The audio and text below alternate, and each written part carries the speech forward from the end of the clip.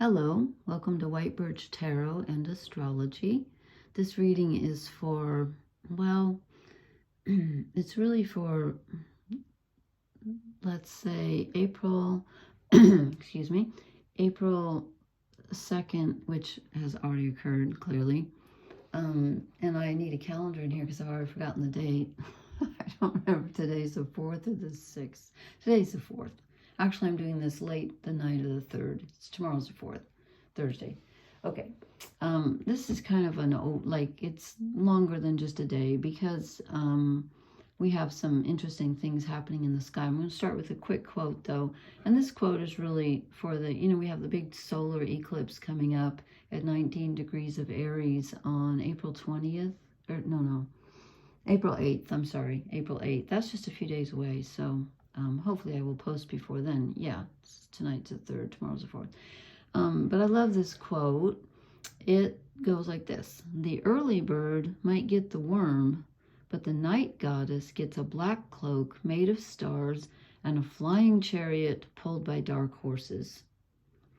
And this is from something called Boardwalk, B-O-R-E-D-W-A-L-K. I don't know where I saw that, but I love that because I am not an early bird. So there. I just wanted to talk about the astrology. I tried to post last night. I've been so wiped out. It's the energy between these eclipses that's just getting me. And the last eclipse was on one of my points in my chart, and so is this one. So I think it's just wiping me out. But I really wanted to post last night about Venus conjuncting Neptune, because that actually happened on the 2nd. So I'm a little late with that, but now I laid out the cards and they just felt wrong. I put them back. I got a different deck out. I laid them out. They felt wrong. And then I thought, you know what? It's me that's wrong. It's not the cards, it's me. So I feel better tonight, so hopefully this will make some sense. So anyway, we have Mercury went retrograde on April 1st. It's at 27 degrees of Aries. It stays retrograde until April 25th when it hits 15 degrees of Aries, and then it's going to go direct. But when it hits 19 degrees of Aries, it's going to conjunct Chiron, the wounded healer. That happens on the 15th. The Sun conjuncts Chiron on the 8th or the 9th of April, depending on where you live, at 19 degrees Aries. And let's see. The solar eclipse actually conjuncts Chiron at 19 degrees, which is really, now how can that be? If the sun is, hold on. Yeah, that's right. The sun conjuncts, it's Mercury that conjuncts on the 15th. It's the sun that conjuncts Chiron on the 8th and the 9th, depending on where you are. And that's the date of the solar eclipse. So when the sun is obscured by the moon, which is what a solar eclipse is they're both going to be conjunct Chiron, the wounded healer. I just find this energy just so intense. But anyway, on the 2nd of April, we had Venus conjunct Neptune, which is a really interesting energy because Neptune is supposedly the higher octave of Venus because Neptune rules unconditional love, the feeling of oneness.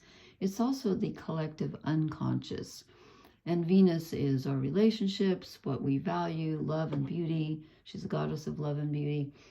And so generally, I think two things about that. It can be a really romantic, wonderful time where imagination, springs out and you feel extremely that dreamlike energy, which can be great for creative projects.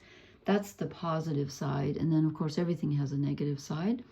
And the negative side of that is that sometimes reality may not match up to our ideals. We might have an ideal of what we want our romance life or our relationships to look like, and they don't fit that. So it can kind of be a bump between reality and fantasy. It can also be confusion and illusion in relationships where somebody's saying one thing and doing another, and you're not quite sure if you should trust them or not. And again, that happened on the 2nd. It was exact, but it's still, believe me, that energy is still there. And I will definitely post for this eclipse because it's going to be such a big one. And, you know, Mercury retrograde, a lot of people say, oh, everything goes wrong and, you know, things break. And that is true. Stuff does go weird. But also, I think it's a great time for reviewing what we've thought and things that we've said or done. And, you know, looking at our attitudes, the way we look at things. It's a great time for reflection. So it doesn't have to be, it's not always just negative. It isn't. And again, that's until it goes direct on the 25th of April. So all this stuff is happening in Aries, but then we had Venus conjunct Neptune in Pisces, when, of course, those two signs are next to each other. And then on the 20th of April, I know that's a long ways away, we're going to have a big Jupiter and Uranus come together at 21 degrees of Taurus, and they haven't been together in Taurus since 1941. So right now with Venus conjunct Neptune, Pisces is a mutable sign. So if you have any planets in Gemini, Virgo, Sagittarius, or Pisces, you're probably feeling this more intensely. And we all are, but those are the mutable signs, so they would give you like oppositions and squares. Anyway, so I pulled the cards, and I was thinking about Venus and Neptune, and this is not what I expected at all, because Pisces, they're in Pisces, which is a water sign. We did get a couple cups, but mostly we got pentacles, which I wasn't expecting. But again, this Jupiter Uranus conjunction on the 20th is in Taurus, but that's not, anyway. So, and I pulled the Cross of Truth, which I've changed around a bit. So this card represents the energy that we're feeling right now. And I drew the Eight of Pentacles. It's the only card that came out in reverse. I'm kind of not surprised, because I'm feeling very knocked off my feet by this energy. It's just really weird. I just feel like everything's weird. And again, that could just be me, but I don't think so. I've talked to other people who agree. So this is the feeling. The Eight of Pentacles is like, you know, in the upright, you know, it's like hard work. It's paid off. You know, you've got your whatever you've accumulated. It's paid off. And then when it's in the reverse, you've got the feeling of like things are falling apart. I don't know exactly if I'm putting my energy in the right place. I don't feel like the things around me that I've built are stable. I don't feel stable and secure right now. I think that's because of this upcoming eclipse more than anything. I think the eclipse energy kind of sneaked in under the Venus-Neptune. But again, Venus-Neptune can be a little, you know, make you feel off your feet too. Okay, then I said, what energy blesses us? What's the overall, not the overall energy, but what blesses us? What would help us at this time? We get the Two of Pentacles. Okay, this is being balanced, and in a very real way, like, you know, balancing your thoughts, balancing your feelings, just trying to balance everything on the physical level too, the way you eat, the way you sleep, the way you exercise. This is like, you know, balancing everything is a really good idea right now. And I think that's interesting because when I said, what are we leaving behind, or what should we leave behind, I got the Six of Pentacles, which is giving and receiving. So I think that's interesting that I'm feeling like we might feel like we're in a position where we've either not given enough and the opportunity is lost and we feel very downcast about that, or we've given too much and we regret it and we think, oh my gosh, what have I done? There's an imbalance in whatever we're giving and receiving. So I think it's interesting that that's what we leave behind, or what we should leave behind. And then what blesses us is the balance. This would be balancing your giving and receiving. This is balancing the actual earthly things that you have, possessions, your time, your energy, you know, just things. It could be money, or just, you know, whatever. So then I said, what is this whole thing? What is this? What is our challenge? And I get the Ace of Swords, which is interesting. It's the only swords energy. Swords are thinking, air, communication. So our challenge at this time is to get clear communication, for us to communicate clearly, and also for our ideas to be clear. Like our minds might feel very scattered at this time, and so the challenge is to focus on one thing, prioritize. It almost feel like he's trying to, like the wind's trying to blow this crown away, and he's like, no, I'm gonna poke this sword in the earth and hold this crown down. This is my sovereignty. This is my agency, you know. And like I said, we've got so much in Aries right now, which is your personal agency, and Chiron is there, the wounded healer. So he's trying to hold this down and say, no, I'm going to keep my crown, even though the world seems to be trying to blow it away from me right now. So you might be having trouble with your mind being very scattered, and you have to try to focus on what's important and what's important to you. Because again, we have the North and South nodes opposite each other in Libra and Aries. So there's this constant challenge going on with how much do I give myself and how much do I give others. That's just sort of a given with those two there, you know, the Aries-Libra axis. Okay, then what's in front of us? Well, interestingly, we get the Four of Cups, and this is usually the emotional neutral card. And in this deck, he looks more to me like he's being very stubborn, like he's saying, no, I'm not going to forgive. I'm not going to let go. I'm not going to achieve, you know, I won't care about it, but I'm not going to open my eyes and see all of these butterflies flying around. I'm just irritated, and I'm not going to, you know, I'm not going to be happy. I'm going to be bored, and I'm going to be stubborn about it, because he just doesn't look happy. He looks very, you know, he's determined that he's not going to see the beauty around him. And this is what's in front of us. So, and that's interesting, because then I asked for a shadow card and I got the Four of Cups again. So what's in front of us, and the way that this eclipse might make us feel, or this Venus conjunct Neptune energy might make us feel, is just a bit off emotionally, where we're just not happy right now. You might not be feeling super happy. So this is our shadow card. It's like, try to reach emotional, if the best you can do, if you can't be happy, at least try to be emotionally neutral and not be like stubborn or just like kind of, I don't know why I'm getting angry. I don't see any anger here at all, but I just feel like there's disappointment or something, if that makes any sense.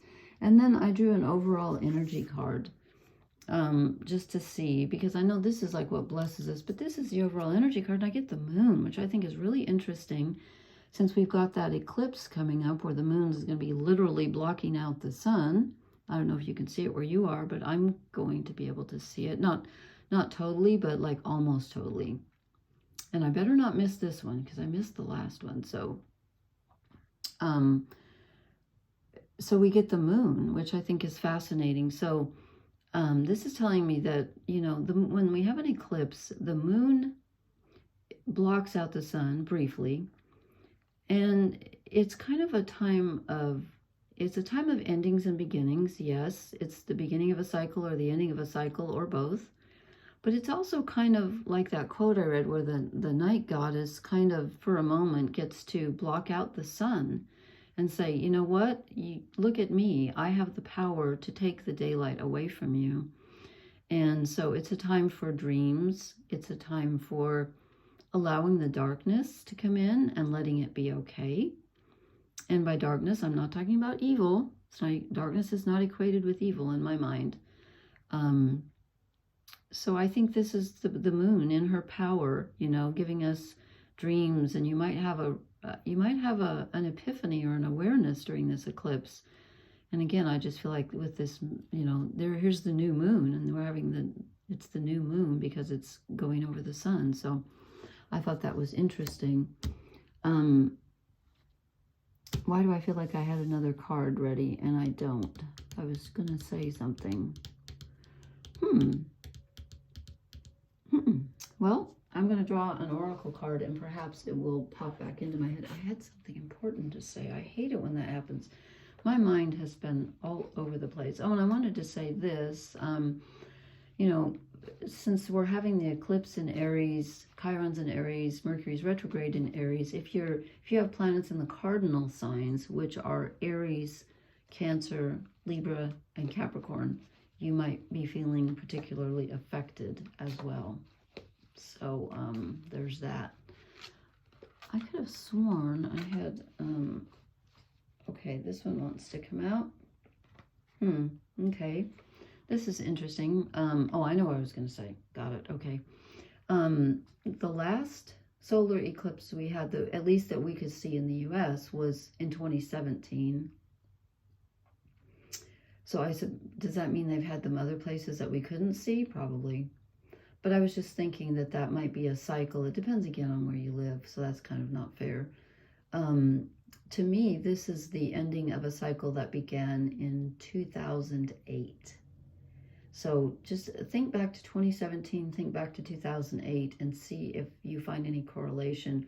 2008 was when Pluto entered Capricorn, and I know it left Capricorn several months ago, but it goes back in this fall for like a month. So it's still reverberating.